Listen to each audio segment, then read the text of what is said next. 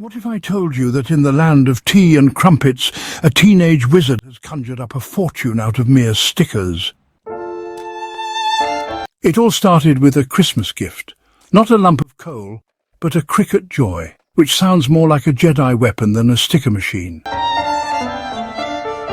From selling 200 items a month to quitting school for this venture, Caelan invested in massive printers, turning his bedroom into a sticker factory. This isn't just about stickers, it's about an entrepreneurial spirit that would make even Richard Branson take notes.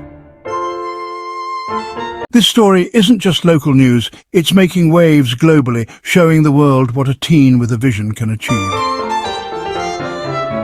So, what can we learn from Caelan's sticker saga? Perhaps it's that the future of business might just lie in the hands of those who dare to think outside the box, or in this case, outside the sticker sheet. Thanks for joining me on this wild ride through the world of stickers and teenage millionaires.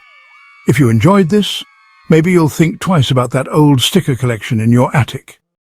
And do subscribe to the channel.